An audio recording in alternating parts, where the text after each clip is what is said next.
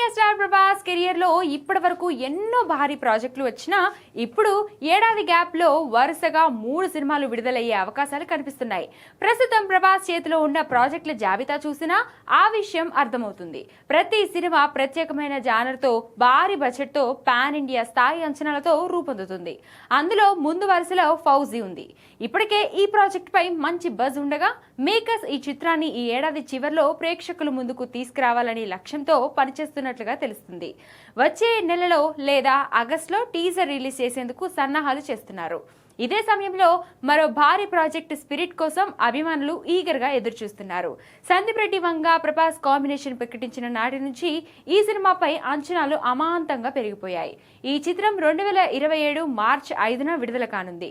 ఇక ప్రభాస్ నటిస్తున్న science fiction చిత్రం కల్కి 2ని 2027 డిసెంబర్లో విడుదల చేయడానికి చిత్ర యూనిట్ ప్లాన్ చేస్తుంది. గ్రాఫిక్స్, పోస్ట్ ప్రొడక్షన్ పనులకు ఎక్కువ సమయం అవసరం కావడంతో ఈ నిర్ణయం తీసుకున్నారు. ఆగస్టు నుంచి ఈ సినిమా షూటింగ్ నాన్ స్టాప్ గా జరగనుంది. 2027 ఏప్రిల్ నాటికి షూటింగ్ మొత్తం పూర్తి చేసేలా ప్లాన్ చేస్తున్నారు.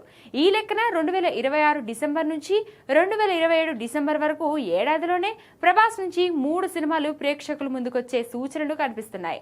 అదే జరిగితే బాక్స్ ఆఫీస్ బద్దలైపోతుందని చెప్పడంలో ఎలాంటి డౌట్స్ అక్కర్లేదు.